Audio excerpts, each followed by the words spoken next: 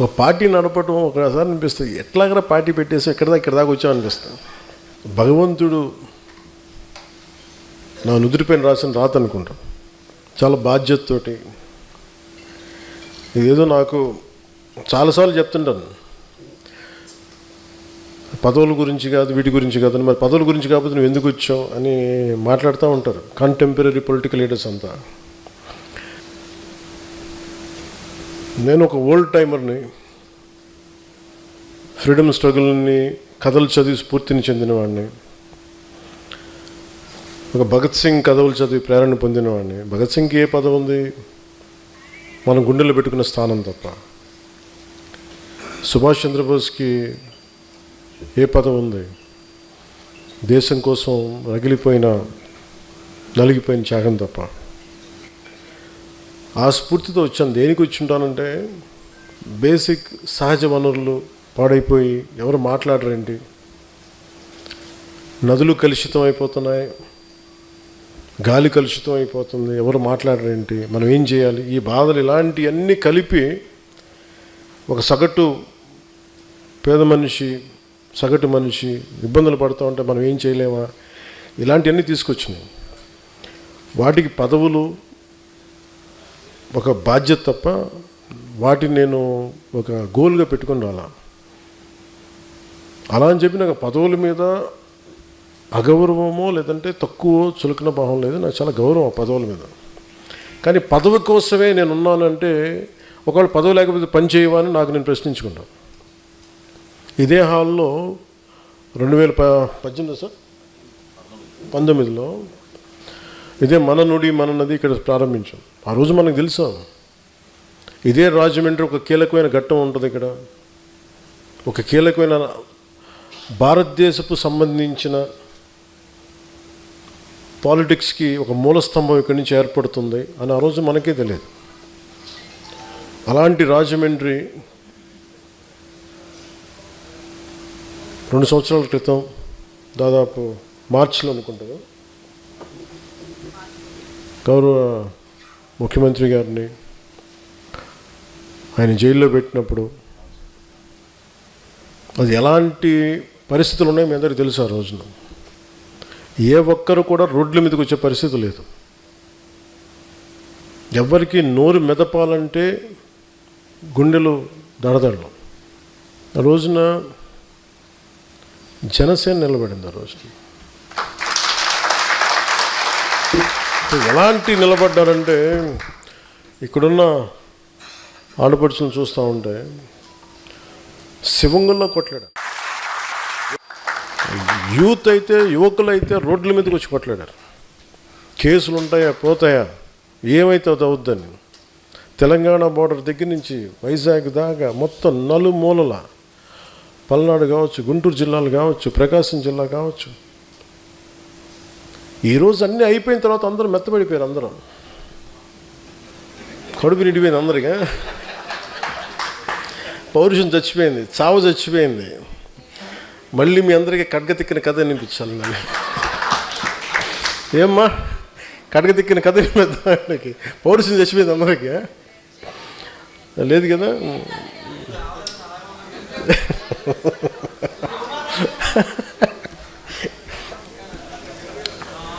నేను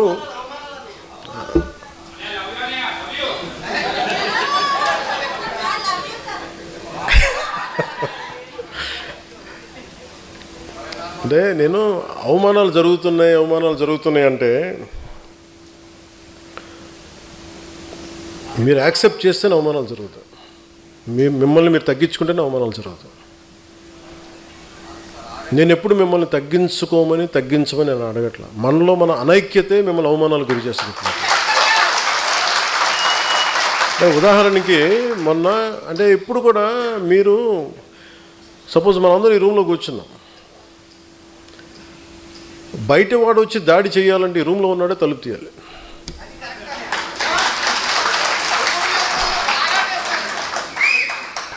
సో జనసేనకి నేను చాలాసార్లు చెప్తాను, నాకు ఎంత కష్టం ఉంటుందంటే నిజంగా ఒకసారి నేను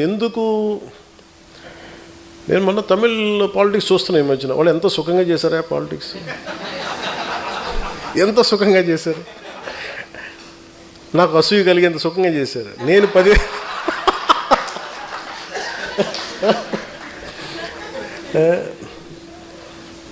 కటౌట్లు పెట్టుకుంటే గెలిచేశారు.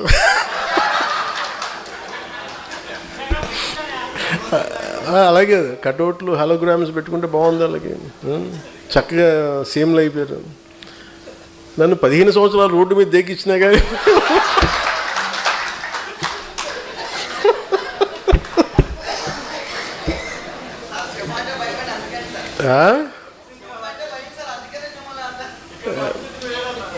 సరదా తెలుసులే, తెలియదు. అంటే ఎందుకంటే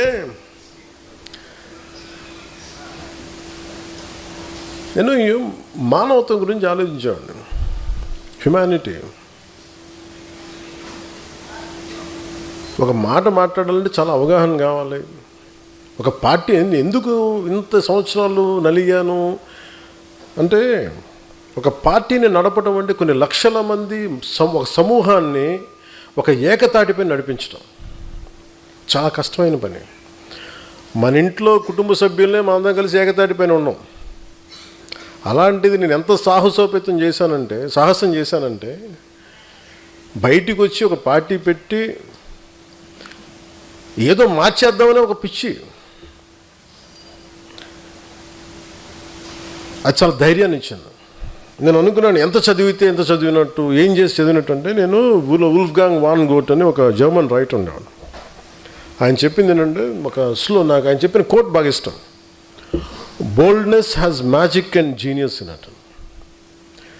అంటే ఒకసారి విపరీతంగా ఆలోచించేసి విపరీతంగా తెలివితేటలు చూపించేసి మొత్తం కొంచెం ఏమీ కాకుండా పోతాడు.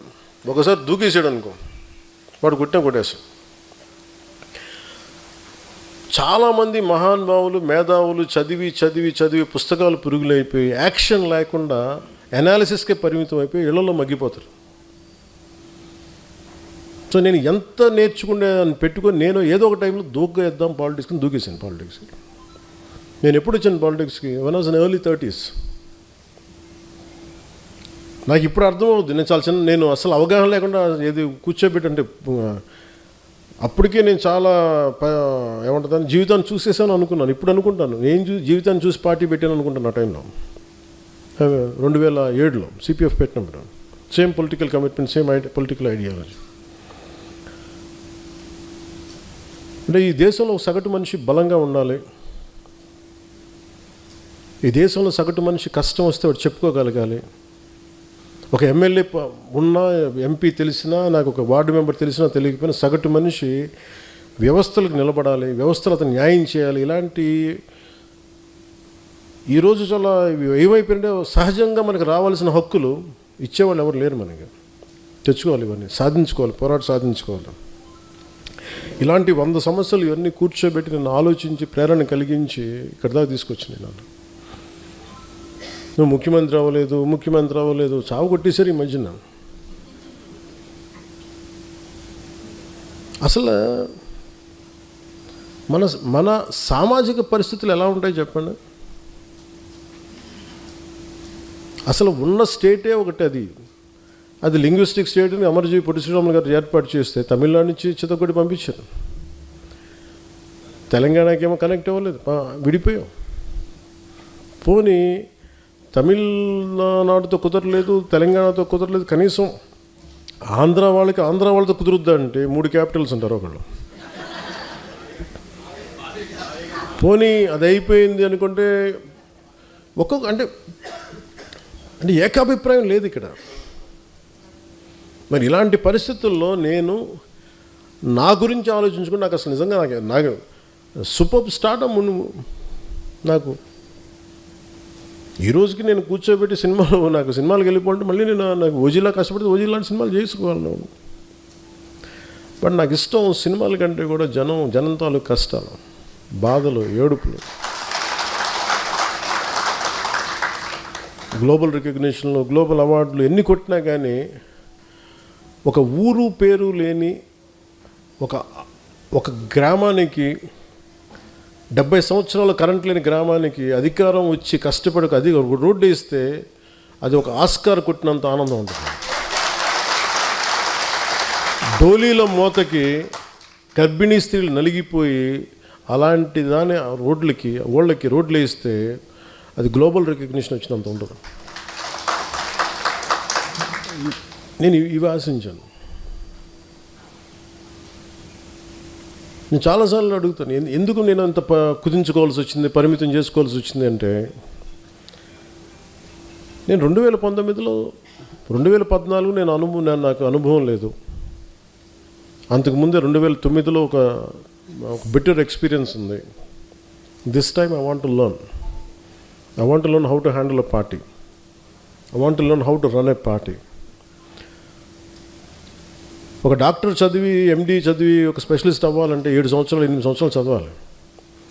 అలాంటిది ఒక పాలిటీషియన్ ఏమవ్వకుండా కూర్చోబెట్టి పార్టీ పెట్టి అయిపోద్ది ఎలా అని నాకు నేను నేర్చుకున్నాను. పాలిటిక్స్ నడపటం, వ్యవస్థ నడపటం, మనుషులు మాట్లాడటం, తిట్టించుకోవటం, ఎదురుకు కౌంటర్స్ ఇవ్వటం. నువ్వు వస్తే ఎంత చండాలంగా ఉంటుందంటే, నీ ఇంట్లో ఆడబిడ్డలను కూడా మేము ఇంత నీచంగా మాట్లాడతాం. మన సంస్కారం వాళ్ళ మనుషులు ఎవరిని అనడానికి ఒప్పుకోదు. ఇవన్నీ తట్టుకొని ఇప్పుడు నన్ను తిడుతుంటే నా మైండ్ ఎట్లా అయిపోయిందంటే రాటు తెలిపోయింది. నాకు లోపల స్పందన పోయింది. నాకు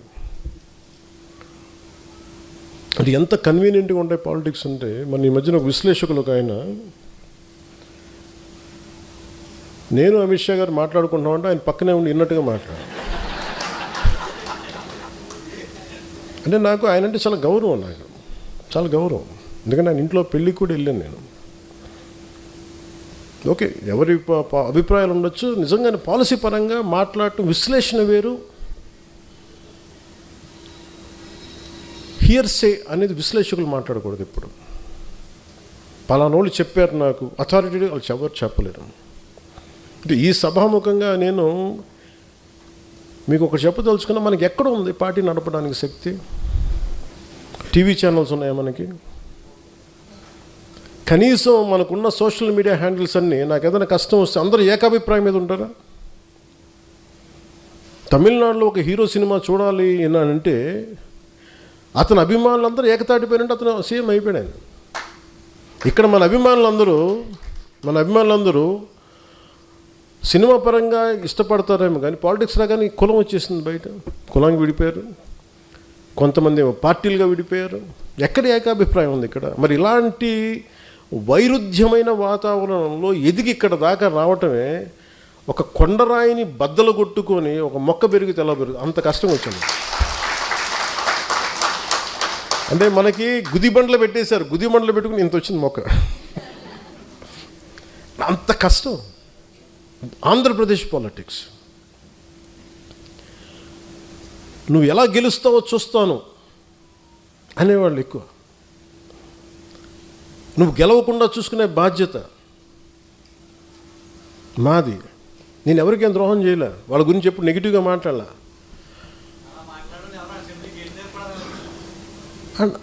అండ్ నాకు ఆశ్చర్యంగా ఉంటుంది.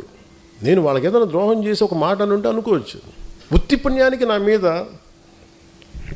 మనిషి నాకు ఏదో కులంలో పుట్టి తినాలి కదా, అబ్బా చాయిస్ ఎక్కడ ఉంటుంది? అలాంటిది కూర్చోబెట్టి మొన్న ఈ మధ్యన కూడా ఏదో చూస్తున్నాను.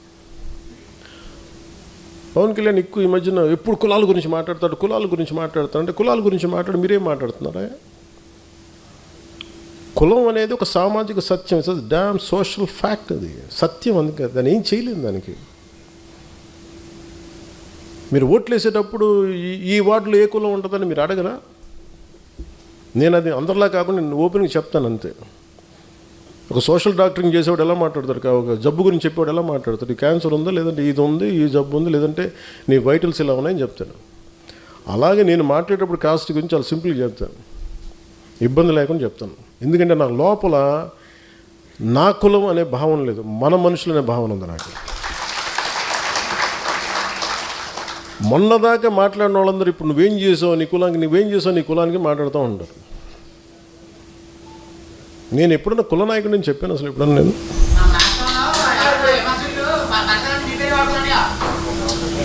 సంతోషం, బతకనే ఉండి మన పేరు చెప్పుకొని 10 సబ్స్క్రైబర్స్ పెరిగితే మన పేరు చెప్పుకొని 10 రూపాయలు యూట్యూబ్ డబ్బులు, సంతోషం ఏముంది? మన తిట్టి కూడా డబ్బులు వస్తాయి, మనం తిట్టినా కానీ సబ్స్క్రైబర్స్ పెరుగుతారు, పెరగనివ్వండి.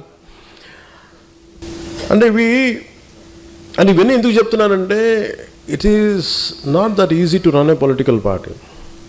అలసిపోతాను కదా సార్, కానీ వదలను, అది కూడా ఉంది నాకు. అలా వదలను కాబట్టి ప్రధానమంత్రి గారు నన్ను చూసి ఇష్టపడుతున్నాను.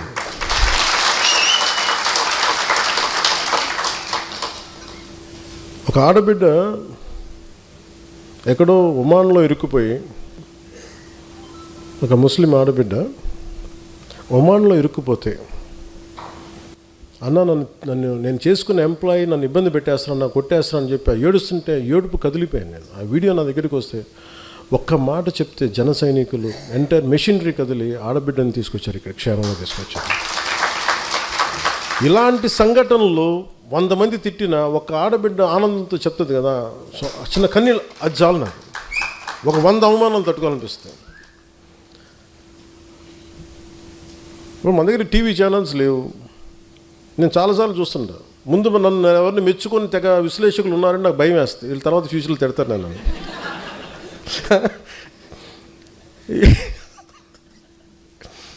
సార్ మీ గురించి చాలా మంచి వీడియో చేశారు సార్, అక్కర్లేదు నేను చూడండి నా భయం, ఎందుకంటే వీడు తర్వాత తిడతాడు అన్నాడు. అంటే అది ఏమైపోయిందంటే మైండ్ అంత ఒక బ్రూటల్ ఫ్యాక్ట్కి యాక్సెప్టెన్స్ వచ్చేస్తుంది. ఈ మధ్యన మా విశ్లేషకులు, మన పేరు మర్చిపోయానండి, ఎవరు ఏమో 2-3 పేరు ఆయన ఏమంటారు, నేను వెళ్ళలేదు చదువు, ఆయన కూడా తిట్టారండి కొద్దిగా. ఏమన్నారు,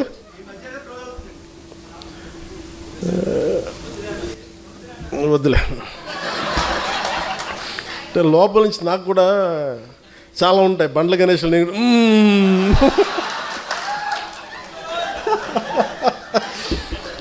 ప్రొడ్యూసర్ బండ్ల గణేష్ ఏమంటాడు కూర్చోబెట్టి లోపల బావులు, అట్లా నేను కూడా ఏదో మాట్లాడాలనుకుంటే వద్దులే వస్తుందండి.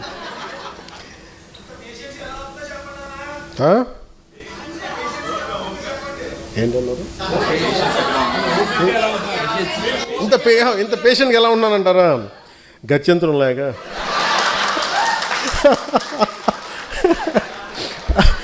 అలాగే ఇప్పుడు విశ్లేషకులు ఏది మాట్లాడుతూ ఉంటే, అంటే ఈ మధ్య ఎక్కువ న్యూస్ అయింది కాబట్టి చెప్తాను, మామూలుగా ఇది పట్టించుకోను. కానీ నేను ఎందుకు మాట్లాడుతాను, ఎవరన్నా సరే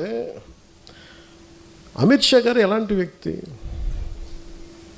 దిగ్విజయంగా 3 సార్లు భారతీయ జనతా పార్టీని అన్ని రాష్ట్రాలు, దాదాపు అన్ని రాష్ట్రాల్లో బోణీ లేని చోట బోణీలు ఖాతాలు తెరిపించి, తమిళనాడు లాంటి చోట ఒక్కొక్క వెళ్ళలేని రాష్ట్రాలని కొట్టి చూపించి, కేరళ లాంటి చోట toughest home minister after Shri Sardar Vallabhbhai Patel, Shri Amit Shah most toughest man. But నిజంగా ఆయన నేను చాలా దగ్గరగా చూశాను. నేను ఆయనకి నేను ఏదో చెప్పానంటే ఆయన నన్ను తిట్టారంట. ఇది వీరు విన్నారంట. వీరికన్నా మనోహర్ గారికి తెలిసిన వ్యక్తి మనోహర్ గారు చెప్పి ఆయన చెప్పారంటే వీరు విన్నారంట. నాకు ఏమనిపిస్తుంటే, రోడ్డు మీద వెళ్ళేవాళ్ళు ఎవరో మాట్లాడితే వేరు, ఒక క్రెడిబిలిటీ ఉన్న విశ్లేషకులు ఇలా మాట్లాడితే తప్పదు. ఇప్పుడు నా గురించి కూడా మాట్లాడినాక నన్ను ఎన్నిసార్లు క్యారెక్టర్ అసాసినేట్ చేశారు, ఎన్నిసార్లు నన్ను తిట్టారు అన్నారు, తిమ్మారన్నారు, అవన్నీ పట్టించుకోవాలి. కానీ అమిత్ షా గారి పేరు వినిపిస్తే మటుకు నాకు తప్పు అనిపించింది, అది నేను ఖండించాలనిపించింది. దేనికంటే ఆ స్థాయి వ్యక్తుల్ని,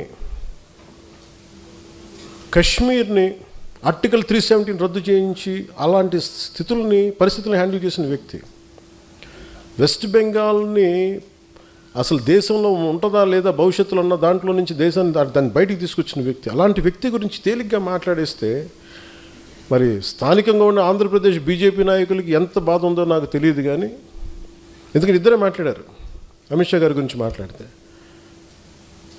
ఇంతమంది ఎమ్మెల్యేలు ఉన్నారు, ఎంపీలు ఒక్కళ్ళు మాట్లాడాల, ఖండించలా.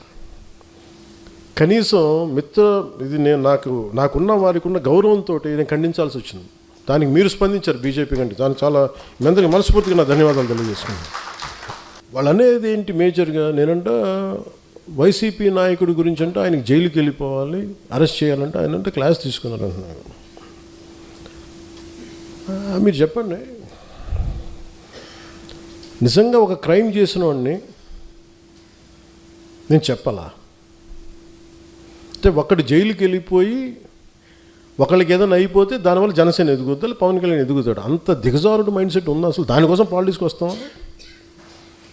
అసలు మీరు పాలిటిక్స్లో మీరు ఎంపీ ఇలాంటి వాళ్ళు ఎవరు పాలిటిక్స్లో లేనప్పుడు కదా నేను వచ్చి రోడ్డు మీదకి వచ్చి ఆ రోజున వైఎస్ రాజశేఖర రెడ్డి గారు ముఖ్యమంత్రిగా ఉన్నప్పుడు కదా నేను నా తుపాకీని సరెండర్ చేసి కదా నేను పాలిటిక్స్కి వచ్చింది. ఏం మాట్లాడతారు మీరు? ఎంత తెగింపు ఉంటే వస్తాం, ఎంత తెగించే గుణం ఉంటే వస్తాం పాలిటిక్స్కి. అలాంటి నేను కూర్చోబెట్టంటే వైసీపీ నాయకుడు అంటే ఆయన జైలుకి వెళ్ళాలని నేను చెప్పానని ఈయన ఊహించుకొని చెప్తారు. అదో పెద్ద న్యూస్ అది. మరి మీరందరికీ కళ్ళుకి ఏం కనిపించట్లేదండి? మీ అందరికీ సమస్యలు కనిపించట్లా? ఎంతసేపు వైసీపీ నాయకుడు జైలును ఇవేనా? నేను వెళ్ళి ప్రధానమంత్రి గారితోటేను అమిత్ షా గారితో మాట్లాడితే ఇవే కనిపిస్తాయా? ఇంకేం ఉండవు మాకు సమస్యలు? దేశ భవిష్యత్తు గురించి మాట్లాడమా? ఆంధ్రప్రదేశ్ అభివృద్ధి గురించి మాట్లాడమా? కూర్చోబెట్టి వీళ్ళని జైల్లో పెట్టండి, వాళ్ళని జైల్లో తీయండి, వీళ్ళ నడుంకి బెల్ట్ కట్టేయండి, వాళ్ళ గురుజులు ఇవే చెప్తాం చెన్నాలి. ఆయన వాళ్ళకి చెప్పాలా? వ్యవస్థకి నేను చెప్పాలా? ఏసీబీ కోర్టులోనూ వాళ్ళకి క్రైమ్స్ లేవా? రిజిస్టర్ అవ్వలేదు, వాళ్ళు కోర్టులకు వెళ్ళవు, కోర్టులు పనిచేయట్లేదు, కోర్టులకు మేము చెప్పాలా? సుప్రీంకోర్టు జడ్జిలకు తెలియదా ఎవరు నేరం చేశారు, ఎవరు చేశారని తెలియదా? మేము చెప్పాలా? ఇది నన్ను ఇన్సల్ట్ చేయడం కాదు, అమిత్ షా గారిని ఇన్సల్ట్ చేయడం కాదు, వ్యవస్థని అవమానపరచడం. నేను ఎందుకు పట్టించుకోనంటే న్యూటన్స్ థర్డ్లో for every action there is an equal and opposite reaction. చర్యకి ప్రతిచర్య ఉంటుంది. కర్మ వదలదు ఎవరిని, కర్మ ఎవరిని వదలదు. ఎవరు చేసిన పనులు వాళ్ళు తగులుతాయి అంతే. అది మంచి కావచ్చు, చెడు కావచ్చు. సాధ్యమైనంత మంచి చేయడానికి ప్రయత్నం చేస్తాం. అలాంటిది నేను కూర్చోబెట్టి వాళ్ళని జైల్లో పంపించండి, వీళ్ళని జైల్లో పెట్టండి ఏంటి? ఆ సెంటిమెంట్ అంతా కూర్చోబెట్టి మీరు ఏదైనా అయిపోదామనా? దానికి నన్ను వాడుకోకండి దయచేసి. పవన్ కళ్యాణ్ అనే వ్యక్తిని మీ పెరుగుదల కోసం, మీ ఎదుగుదల కోసం పంచింగ్ బ్యాగ్ లాగా వాడుకుంది చాలు, ఇంకా ఆపేసేయండి. ఈ రోజున నాయకులకి, ఆడపడుచులకి, మహిళా నాయకులకి, అందరికీ చెప్తున్న నాయకులకు కూడా, కార్యకర్తలకి, జన సైనికులకి నా సహనం ఇంక ఇప్పుడు దాకా చూపించాను. ఒక పుష్కరం తర్వాత నేను నా సహనం భరించాను, నేను అందరినీ భరించాను. ఇక భరించడాలలో కాన్సిక్వెన్సెసే ఉంటాయి ఎవరికైనా సరే. నాకు ఆ భయాలు లేవు. నాకు అసలు ఓడిపోవడాలు, గెలుపుల మీద నాకు ఏమీ లేదు. నేను ఎప్పుడు ముందుకే వెళ్తాను.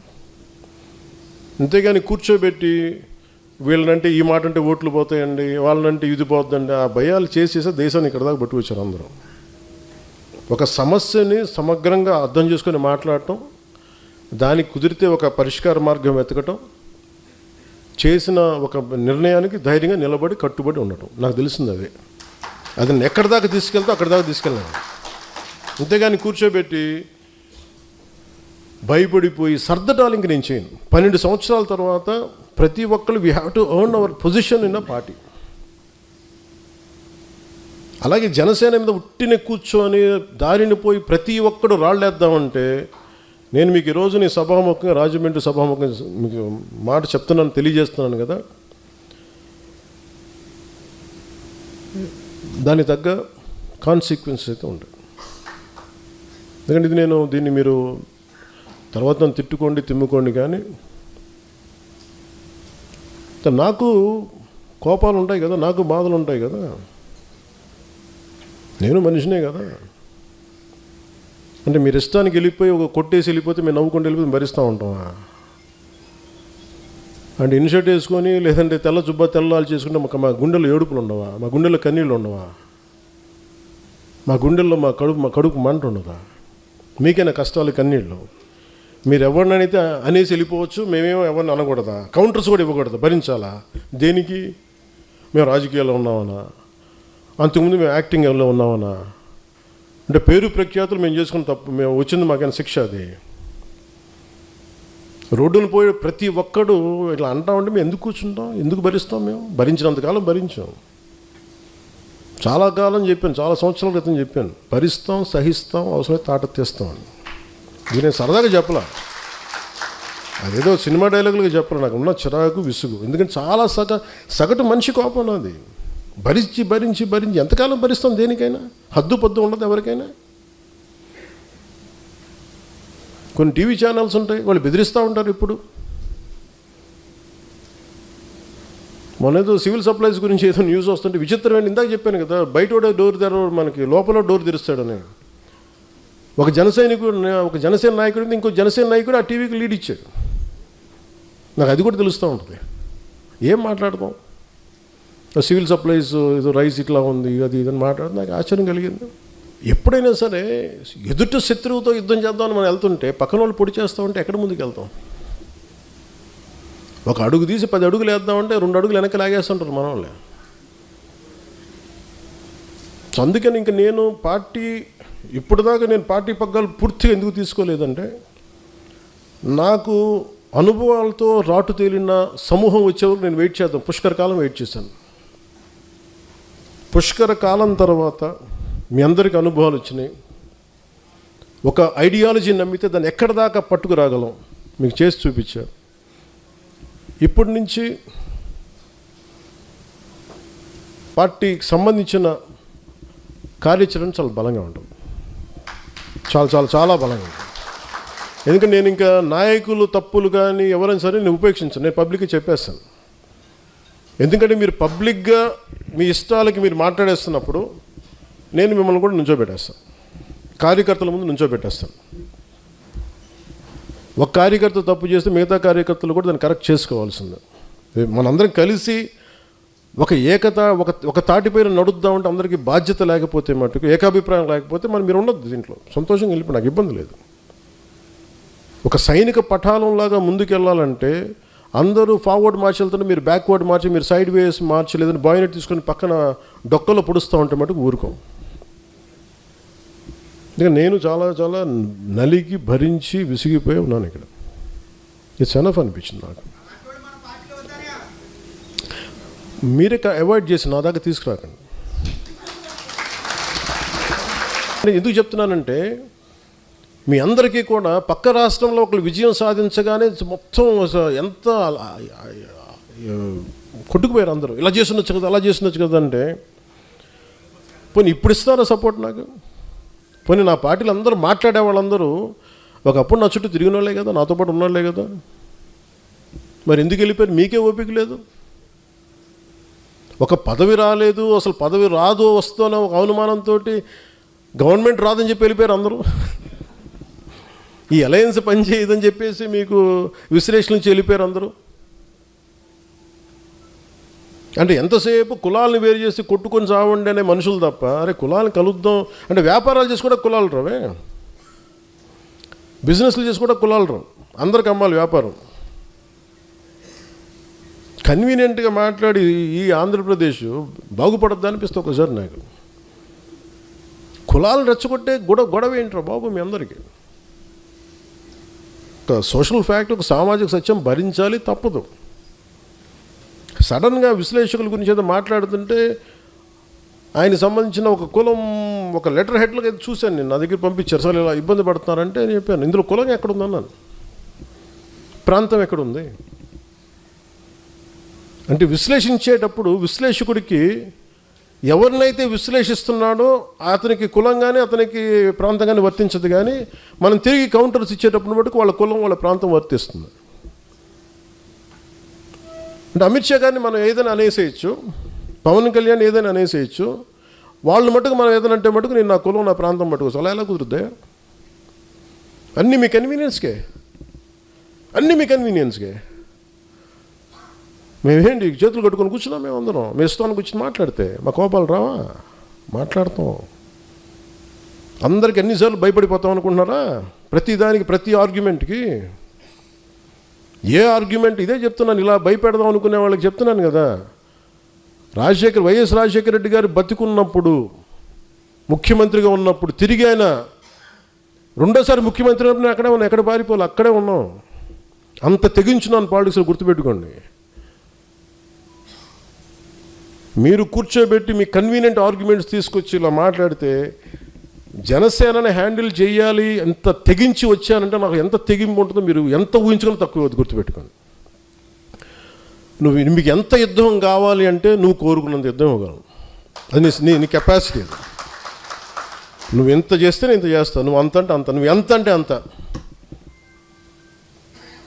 కాకపోతే నేనంటే నేను చాలా విఘ్నత ఉన్నవాడిని, విచక్షణ ఉన్నవాడిని కాబట్టి నేను పరిధిలో మాట్లాడతాను. స్థాయి దాటాను అనుకోండి, నాకు ప్రాణాలు పెద్ద లెక్కేం లేదు.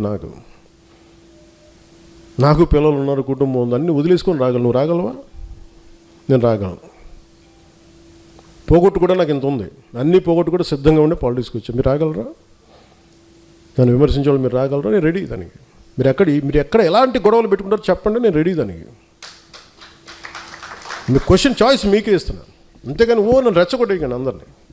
ఇదే రాజమండ్రిలో నా కన్వీనియంట్ ఆర్గ్యుమెంట్ కదా.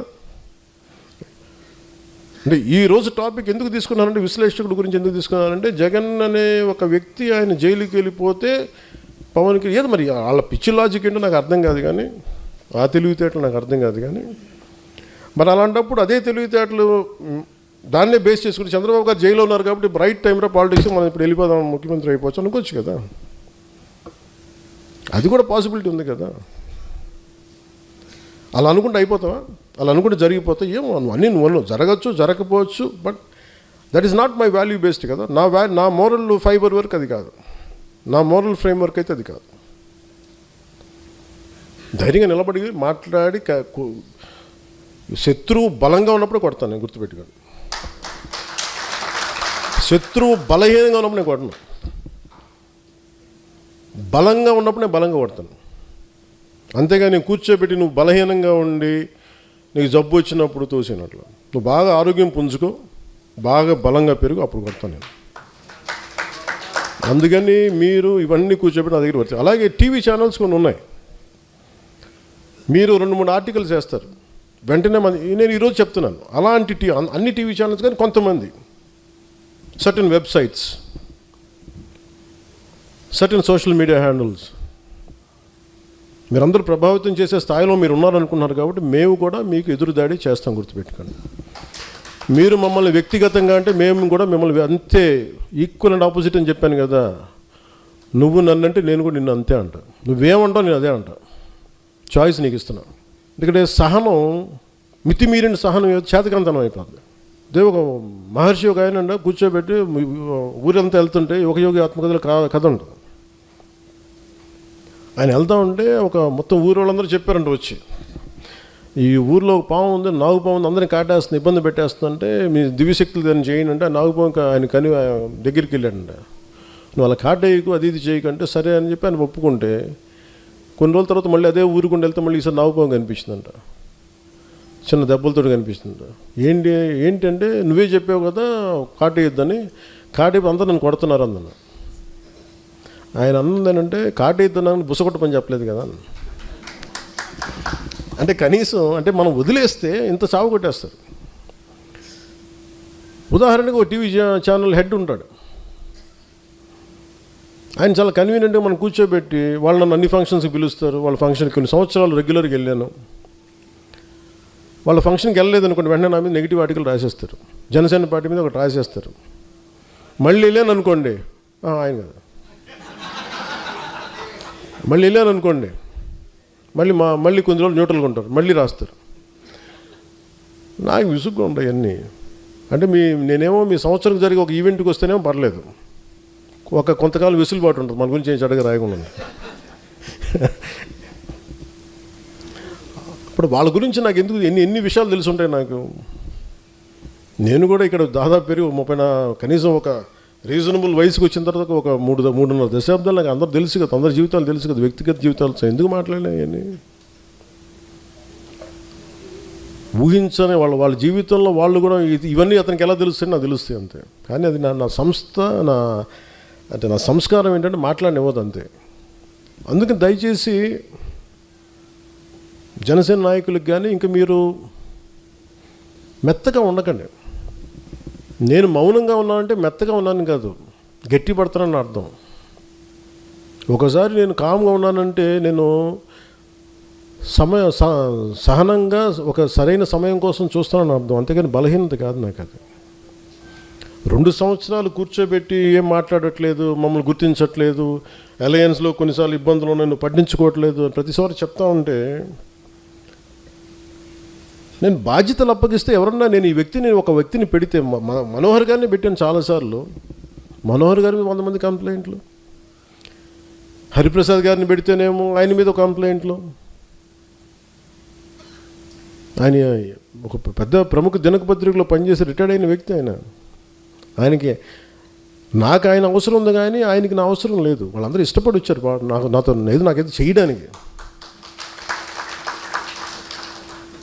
ఇలాంటి వాళ్ళందరినీ కూర్చోబెట్టి మన వాళ్ళే ఇట్లా మాట్లాడుతూ ఉంటే నేనేమనుకున్నానంటే, దీనికి ఫర్ ఎగ్జాంపుల్ ఒక పార్టీ నడపాలి అంటే ఒక మిలిటరీ యూనిట్ నడిపినట్టు డిసిప్లిన్ కావాలి. అలాగే మనం డిసిప్లిన్ ఉంటే తప్ప అలయన్స్లో మనకు బలం రాదు, గుర్తుపెట్టుకోండి. అలయన్స్ కూడా దేనికైనా ఉంటుంది, నేను చెప్పాను కదా, దీనికి సమయం ఉంటుంది. ఈ లోపల మీరు కూడా బలపడాలి. బలపడటం అంటే కూర్చోబెట్టి పదవులని కాదు, ఏకభావంతో ఏకాభిప్రాయంతో ఉండటం. అవన్నీ లేకుండా పదవులు రాగానే అదే అందరూ చప్పబడిపోయారండి అనిపించింది. ఇన్ని వేల పదవులు ఇస్తే ఉత్తేజం పొంది బలంగా ఉంటారంటే ఎవరు మాట్లాడటం మానేశారు. నేను ఎప్పుడు చెప్పి ఇంత పేరున్నాగా నాకు ఎప్పుడు ఆకలి, నా పౌరుషం పోలన్న, నా కొట్లాడే గుణం పోలేదు నాకు, ఇంకా పెరిగిందే. కానీ అలాంటిది పదవులు ఇవ్వగానే అందరూ కామ్ అయిపోయి హుందాగా పెద్ద మనుషులు అయిపోయారు. దానికైతే జనసేనకి మీరు ఉండాల్సిన అవసరం లేదు. అంటే నాకు ఏం గుర్తొస్తుంటే, ఒక ఆడబిడ్డ తన చిన్న ఒక 4 ఏళ్ల బిడ్డని చంకనేసుకొని అర్ధరాత్రి పూట జనసేన జెండా పట్టుకుంటే అమ్మాయిని హోటల్ పై నుంచి చూస్తుంటే ఆడబిడ్డని, ఆడతల్లిని, వాళ్ళు కదా నా బలం అనిపించింది. వాళ్ళు కదా, వాళ్ళ కోసం కదా నేను బతకాలనిపించింది. అందుకని ఇప్పుడు ఇందాక మన లోకల్ బాడీస్ గురించి మాట్లాడుతూ ఉన్నాను. ఒకసారి జనసేన లోకల్ బాడీస్ ఎలా పనిచేసినాయి, 1924 లోకల్ బాడీస్ ఎన్నికలు వచ్చి మీరు ఎలా కొట్లాడారు? గెలవడానికి కొట్లాడలా, పోరాటానికి కొట్లాడారు. మీరు ఆత్మగౌరవం కోసం కొట్లాడే. మేము నిలబడితే నువ్వెవడరా మమ్మల్ని ఆప్ చేయడానికి, మనల్ని ఎవడరా ఆపేది, నువ్వెవడరా మమ్మల్ని ఆపేది, ఇంతే. దీనికోసం జస్ట్ ఒక పంతంతో కొట్టారు. ఆ స్పృహ మీరు కోల్పోకండి.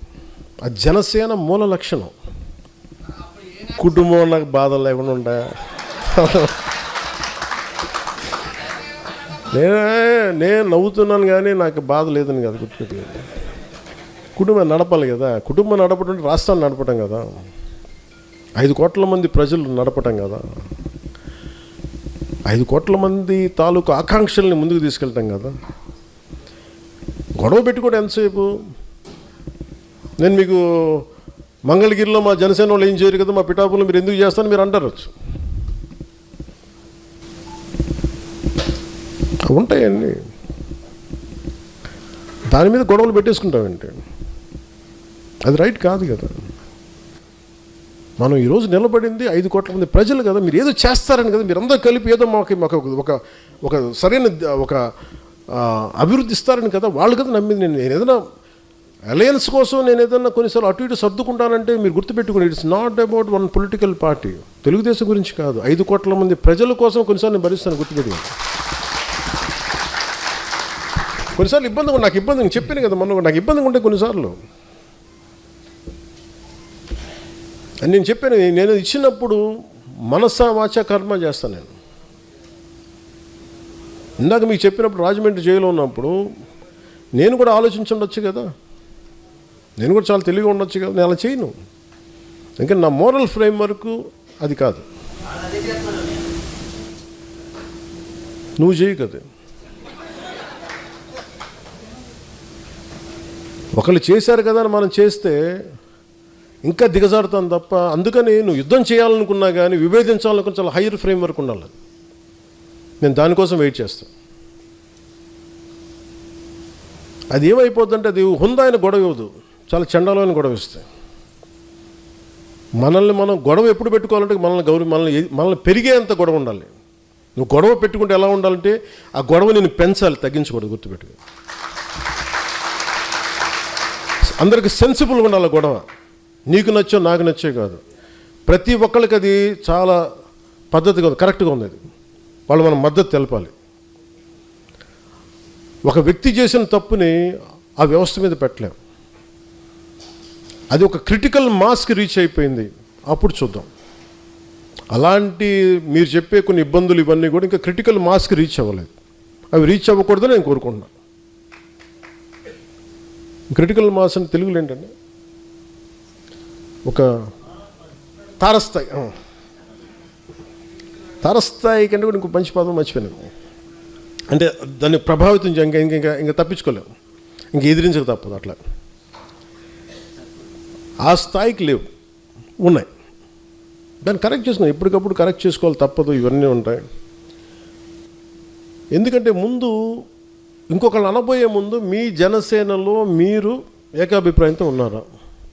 ఇంకో పార్టీని అనబోయే ముందు, ఒక అలయన్స్ పార్టీతో మీరు అనబోయే ముందు, జనసేనలో ఉన్న నాకు పదవి రాకపోయినా నీకు పదవి వచ్చింది కదా అందుకు నేను సంతోషపడతాను అనుకునే వాళ్ళు మనల్ని ఎంతమంది ఉన్నారు? అవి లేనప్పుడు మనం ఇంకొకరి నుంచి ఏం ఆశిస్తాం? ముందు మన బంగారం మంచిది అయితే, ముందు మనోడు ఎదిగితే నేను ఎదిగినట్టే అని అనుకున్న సహృదయతం అనుకుంటే అప్పుడు బలం వస్తుంది, మనకి హ్యాండిల్ చేయగలం. మనకు అప్పుడు సహృదయ మనకు అప్పుడు బలం వస్తుంది. అందుకే మీరు దీన్ని దృష్టిలో పెట్టుకోండి. లోకల్ బాడీస్కి ప్రిపేర్ అవ్వండి. ఎక్కడ మనం గెలవగలమో మీరు అన్ని పరీక్ష చూసుకోండి, అన్నీ పరిశీలించండి. ఇది ఖచ్చితంగా మనం గెలవగలం అంటే ఆ విధానాలని నేను ఒక కమిటీ పెడతాను, ఆ కమిటీకి మీరు నివేదించండి. నేను ప్రత్యక్షంగా నేను చూస్తాను. అలాగే ఇప్పుడు ఇందాక ఒంగోలు ప్రకాశం జిల్లా ఉంది, కొన్ని జిల్లాలు ఉన్నాయి. తమిళనాడు చూడండి, అందరూ ఏకాభిప్రాయంతో ఉంటారు. ఒక ద్రావిడ భావన అంటే మా అందరికీ ద్రావిడ భావన ఉంటుంది. ఆంధ్రప్రదేశ్లో మటుకు ఒక్కొక్క జిల్లాకి ఒక విచిత్రమైన అలవాటు ఉండదు. జనసేన ఉండే గోదావరి జిల్లాలకు ఒక క్యారెక్టర్ ఉంటే, రాజమండ్రి ఒక కోనసీమకి వెళ్తే ఇంకొక క్యారెక్టర్ వస్తాడు. అక్కడ ఇదే జనసేన. మళ్ళీ విజయవాడకి వెళ్ళగానే ఇంకోలా బిహేవ్ చేస్తారు. మళ్ళీ అందరూ ఒకటే. ప్రకాశంకి వెళ్తే ఇంకొకలాగా. వీళ్ళందరినీ కూర్చొని చేసేటప్పుడు ఇంకోటి చేస్తుంటారు. మళ్ళీ ఇక్కడ వెళ్తే మీరు చేసి ఇక్కడ అంటే ఇంక నాకేమనిపించిందంటే అందరినీ ఏకతాటిపైన తీసుకురావటం, ఏకాభిప్రాయం తీసుకురావటం చాలా చాలా అవసరం. ఇప్పుడు దాకా నేను ఎన్ఫోర్స్ చేయలే. అందుకే మొట్టమొదటిసారి ఇప్పుడు దాకా నేను ఇన్ని సంవత్సరాల కాలంలో నేను ఎప్పుడు కూడా చాలా ఖచ్చితంగా చేయలేదు. ఫస్ట్ టైం ప్రకాశం జిల్లా ఎంటైర్ జనసేన కార్యవర్గాన్ని సస్పెండ్ చేశాను ఈ రోజున. దేనికో చెప్తాను. ఉన్న 25 మందికి 54 గొడవలు ఉన్నాయి. ఎవరిని రానివ్వరు. ఇంకోటి వీళ్ళు చేస్తుంటే వీళ్ళు రైట్ అంటారు. నాకు అన్ని మొత్తం నేను కూర్చొని సాల్వ్ చేసుకున్నాను అందరూ చెప్పి అఫీషియల్గా ఈ రోజున ప్రకాశం జిల్లా జనసేన కార్యవర్గాన్ని మొత్తం సస్పెండ్ చేశాను. ఇది మీకు ఎందుకు చెప్తున్నానంటే ఇది I'm very clear cut on taking the party forward in the way I wanted. నేను ఏదన్నా చేశానంటే నేను కింద నలిగి వచ్చాను, గుర్తుపెట్టుకోండి. రాజశేఖర రెడ్డి గారిని ఒక మాట అంటే నా పక్కన ఉన్న వాళ్ళు ఎంత ధైర్యవంతులు అంటే, కొంతమంది వాళ్ళు యూత్ వింగ్లో ఉండేవాళ్ళు, వాళ్ళందరూ పొడి చేస్తామన్నా మేము తక్కువ వాళ్ళం కాదన్నా అని చెప్పి అసలు గిడ్డాలు నూరేసుకుంటూ ఉండేవాళ్ళు. ఇందిరా పార్క్లో నేను కాంగ్రెస్ నాయకులు ఒక మాట అన్నాను అనగానే సాయంత్రికి అందరూ పారిపోయారు నా పక్క నుంచి. ఒక్కళ్ళు లేరు, అంత ధైర్యవంతులు ఒక్కొక్కరు. నేను ఒక్కనే కూర్చున్న తర్వాత ఇది హ్యాండిల్ చేసుకున్న తర్వాత కొంతమంది తెలంగాణ యువత వచ్చారనుకుంటా, అది వేరే విషయం. అంటే ఇవన్నీ ఎందుకు చెప్తున్నానంటే నేను ఇవన్నీ తట్టుకొని వచ్చాను. సో నేను పార్టీని నడపటం చాలా చాలా స్పష్టంగా ఉన్నా. One simple line, one straight లైన్తో మేము ఒక సింపుల్ సెంటెన్స్ చెప్తున్నా.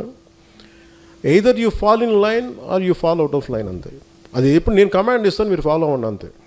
మీరు నన్ను సేనాని అన్నారు, ఈరోజు చెప్తున్నాను. నేను ఇప్పుడు దాకా అనలా. మీరు నన్ను సేనాని అన్నారు, మీ సేనాని చెప్పింది మీరు వినండి, అంతే. ఇంక నేను దీంట్లో మీరు నన్ను ప్రశ్నించకండి. ఎందుకంటే నేను ఆలోచిస్తే బెస్టే ఆలోచిస్తాను, కాంప్రమైజ్ అవ్వను. నేను రేపొద్దున ఒక 2-3 రోజుల తర్వాత ఒక 25 పార్లమెంట్స్కి కమిటీలను పంపిస్తున్నా. కమిటీలను పంపిస్తున్నా. దేనికి? ప్రతి పార్లమెంటు కమిటీలో కొంచెం అవగాహన ఉన్న సీనియారిటీ ఉన్న కొంతమంది నాయకుల్ని నేను చెప్తే నా మాట వినేవాళ్ళు కొంతమంది పంపిస్తున్నాం. వాళ్ళతో పాటు కనీసం ఒక పార్టీ ప్రారంభించినప్పటి నుంచి ఇప్పుడు దాకా పార్టీ కోసం వెన్నంటే ఉన్న సాధక్స్ని, పార్టీ మెంబర్షిప్లో కన్సిస్టెంట్గా ఉన్న వ్యక్తుల్ని ఒక ముగ్గురిని, కొంతమంది పార్టీకి పనిచేసి కొంత అనుభవం ఉన్న కొంతమంది స్థానిక రాజకీయాల్లో ఒక ముగ్గురు నాయకుల్ని, ఒక 7 మంది. వీళ్ళు ఎలా పంపిస్తున్నారంటే వీళ్ళు పార్లమెంటరీ కమిటీ కాదు, ప్రతి నియోజకవర్గంలో ఎంతమంది సాధక్స్ ఉన్నారు, ఎంతమంది నాయకులు ఉన్నారు, వాళ్ళు ఏ పనులు చేశారు. సపోజ్ మీరే ఉన్నారు ఇక్కడ, మీరు కూర్చోబెట్టి నేను ఈ పనులు చేశాను కూర్చోబెట్టి ఈ కమిటీకి మీరు ఇవ్వండి, డిపెండింగ్ ఆన్ మీ నియోజకవర్గానికి సంబంధించిన వరకు. నేను పలానా రాజోల్ నియోజకవర్గం నుంచి వచ్చాను, నేను పలానా గ్రామం, పలానా మండలం, పంచాయతీ ఇక్కడ వచ్చాను, ఈ కమిటీకి ఇవ్వండి. వీళ్ళకి సహకరించడానికి ఒక 20 మంది సాధక్స్ని పెట్టాను స్ట్రీమ్లైన్ చేయడానికి. ఒక రూమ్లో ఇలా కూర్చుంటే వేదిక పైన ఒక 7 మంది ఉంటే సహకరించడానికి. దేనికంటే ఎవరు పని చేశారో నేను నాయకుల్ని పంపించట్లా. నేను మనోహర్ గారిని పంపిస్తే మనోహర్ గారికి 10 మంది తెలియచ్చు, 25 మంది తెలియచ్చు. కానీ నేను పనిచేసిన ఒక 5 మంది సాధకులను పెడితే ఇబ్బంది అవుతుంది. నేను 20 మందిని పెడుతున్నాను. దానికి తోడు నేను 3 రకాల చెక్లు చేస్తాను. అందరి ఆమోదయోగ్యం తీసుకొని ఒక్కొక్క నియోజకవర్గానికి వీళ్ళు ఇన్ఛార్జ్, అక్కడ రిసోర్సెస్ మొబిలైజ్ చేయగలడు, కొంత ఖర్చు పెట్టగలడు అతని కోశాధికారిగా, కొన్ని చేయగలడు అతను, కొన్ని సెక్రటరీ, ఇట్లా కొన్ని స్ట్రక్చర్ చేశాను. నేను ఇది 2007 నుంచి వెయిట్ చేస్తున్నా ఈ స్ట్రక్చర్ని రియలైజ్ చేయడం కోసం. 12-14 సంవత్సరాల తర్వాత I want realise this structure. ఇప్పుడు దాకా అందరూ మీరు చెప్పినట్టు చేశాను, ఈసారి మటుకు నేను చెప్పింది ఫాలో అవ్వండి. నేను ఇదే చెప్పాను, వ్యూహం నేను వేస్తాను, మీరు పాటించండి. ఇంకా నన్ను క్వశ్చన్ చేయొద్దు. నేను ఎప్పుడు క్వశ్చన్ చేయొద్దు కానంటే నేను ఒకసారి మీకు, ఎందుకంటే నేను మీకు వదిలేస్తాను, మీరు ఏకాభిప్రాయం మీ చుట్టుపక్కల 10 మందిని మీరు కన్విన్స్ చేయండి. అది నేను చెప్పేది. నేను పూర్తిగా ప్రజాస్వామ్యబద్ధంగానే వెళ్ళడానికే ప్రయత్నం చేస్తాను కూడా. అసలు నన్ను ఏది స్ట్రక్చర్ చేయనివ్వట్లేదు ఎవరు. నేను మనోహర్ గారిని పెడితే కొంతమందికి నచ్చదు. ఈసారి అలాగే నేను మనోహర్ గారిని పెడుతున్నా, మీరు పాటించాల్సింది అంతే, రూల్ అంతే. నాకు ఈ వ్యక్తి నచ్చలేదండి, అందరూ నాకు నచ్చేవాళ్ళు ఉంటారు, మీరు కూడా నచ్చరండి, దానికి ఏం చేయమంటారు అండి. కొంతమందికి దేశ ప్రధాని నరేంద్ర మోడీ గారు నచ్చరు, అది ఏం చేస్తాం? అందరికీ నచ్చాల్సిన అవసరం లేదు, బాధ్యతలు ఉంటాయి. నాకు ఈ జిల్లా కలెక్టర్ నాకు నచ్చలేదండి, మీకు నచ్చకపోతే జిల్లా కలెక్టర్ పని చేయాలి, తప్పదు. అందరూ మనకు నచ్చేవాళ్ళు ఉంటారు. అలాగే పొలిటికల్ పార్టీలు అన్ని పదవుల్లో మీకు నచ్చేవాళ్ళు ఉంటారు, మీకు ఆమోదయోగ్యంగా ఉండేవాళ్ళు ఉంటారు. వీటన్నిటిని అధిగమించి మనం ఎలా ముందుకు వెళ్తాం అనేది. అందుకని 25 పార్లమెంటరీ సెలక్షన్ కమిటీస్ వీళ్ళు సెలెక్ట్ చేయరు. వీళ్ళు ఏం చేస్తారంటే మీరు ఇచ్చే ప్రతి ఊర్లో పంచాయతీలో ఉండే సాధక్స్ దగ్గర నుంచి 100 చేసిన వాళ్ళు, 200 చేసిన వాళ్ళు అందరూ నాకు తెలియాలి. దాదాపు 20,000 మంది ఉన్నారు, 21 lakh ఉద్యమి ఉన్నారు. వాళ్ళందరికీ కూడా నేను అందరికీ కూడా ఒక దిశానిర్దేశం చాలా బలంగా చేసి పెడతాను. నేను ఇప్పుడు స్టార్ట్ చేసింది నెక్స్ట్ మంత్ ఫస్ట్ వీక్లో ప్రారంభిస్తాం. నా కోరిక ఏంటంటే ఆగస్టు 14కి మొత్తం అన్ని కమిటీస్ అయిపోవాలి ఆంధ్రప్రదేశ్ మొత్తం సంబంధించి. అంటే స్వాతంత్ర సమరాలు ఎలా చేస్తూ మన స్వాతంత్ర పండగ, జెండా పండుగ ఎలా చేయాలంటే మన కార్యవర్గంతో చేస్తాం. ప్రతి ఊళ్ళో మన కార్యవర్గంతో చేయాలి, అంత బలంగా చేద్దాం. అందుకని నన్ను క్వశ్చన్ చేయకండి ప్లీజ్. అలాగే మీరు ఎవరైనా సరే బయటికి వెళ్ళి ఇది మాట్లాడాలంటే I find way to mechanism ఒకటి పెడతాను, మీరు దాంట్లోనే మాట్లాడాలి. సోషల్ మీడియా ఉంది కదా అని చెప్పేసి మీరు ఇప్పుడు ఎందుకు నేను ఒంగోలు టీంని అంతా సస్పెండ్ చేశానంటే వాళ్ళకి వే అవుట్ ఉంది, చెప్పుకునే విధానం ఉంది. అన్ని దాటి వాళ్ళు ప్రాక్టికల్గా మాట్లాడితే మీరు తగ్గి జనసేన పార్టీని కూడా తగ్గించడం వల్ల నేనేం మెసేజ్ అంటే మీ వల్ల పార్టీ పెరుగుతుందా, నా వల్ల పార్టీ పెరుగుతుందా, అది మీరు ఆలోచించుకోండి. అది వాళ్ళకి ఇచ్చే మెసేజ్. జనాల్ని మీరు కన్విన్స్ చేయగలరా ఓట్ల కోసం, నేను కన్విన్స్ చేయగలనా? నన్ను అర్థం చేసుకున్నా నాతో గొడవ పెట్టుకోడు, విభేదించడు, నేను చెప్పింది వింటాడు. అందుకని దృష్టిలో పెట్టుకొని ఇవన్నీ నేను వెరీ స్ట్రిక్ట్ పార్టీ లైన్ ఉంటుంది, కోడ్ ఆఫ్ కాండక్ట్ ఉంటుంది. దయచేసి అందరూ దాన్ని పాటిద్దాం. విభేదాలు ఉన్నా కానీ there is a structured way to address conflict. విభేదాలని దానికి ఒక సామరస్యపూర్వకమైన విధానం ఉంటుంది. అంతేగాని రోడ్ల మీదకి వచ్చి గయ్యాళ్ళితనంగా మనం కొట్టేసుకొని తిట్టేసుకుంటే మటుకు దానికి పరిష్కారాలు రావు. అది అట్లయితే జనసేనకి కష్టం అవుతుంది. Because I want to create a very discipline cadre based party. నాయకులు రావచ్చు, ఒక బలమైన నాయకుడు తన కార్యవర్గంతో రావచ్చు, అతను వెళ్ళిపోతే ఆ స్థానం ఖాళీ అవుద్ది, కానీ జనసేన పార్టీ ఖాళీ అవ్వదు. నేను అట్లాంటి పార్టీని డెవలప్ చేస్తాను. అందుకని దీన్ని దృష్టిలో పెట్టుకొని అందరూ మనస్ఫూర్తి దీన్ని మీరు సహకారం అందించమని కోరుకుంటాను. అలాగే ఒకరికి పదవి ఇస్తే మిగతా వాళ్ళు కూర్చోబెట్టి సామాజిక మాధ్యమాల్లో దానికి ఒక తప్పుడు వార్తలు రాయించి, ఎందుకంటే ఇవన్నీ నవేడేస్ ఇవన్నీ తెలిసిపోతాయి. డిజిటల్ ఫుట్ ప్రింట్ ఉంటుంది, ప్రతిదానికి డిజిటల్ సిగ్నేచర్ ఉంటుంది. మీరు ఎక్కడి నుంచి పంపించారు, ఏం చేశారు, ఆధారాలతో సహా టైం లైన్తో సహా చెప్పగలను. ఇప్పుడున్న ఏఐ టెక్నాలజీ ఎలా ఉంటుందంటే కూర్చోబెట్టి సింపుల్ సాఫ్ట్వేర్ పట్టుకొని దానికి కూర్చోబెట్టి పెద్ద పెద్ద సెక్యూరిటీ ఏజెన్సీస్ కూడా అవసరం లేదు. ఆ సాఫ్ట్వేర్ లాంటిది కానీ మనం కూర్చొని అప్లై చేస్తే డిజిటల్ స్టాంప్తో సహా వచ్చేస్తాయి. అంత ఈజీ ఎక్స్పోజ్ చేయటం. అందుకే దయచేసి నాయకులు కొంతమంది చేస్తూ ఉన్నారు, ఇన్ బిట్వీన్ దయచేసి అన్నీ చేయకండి.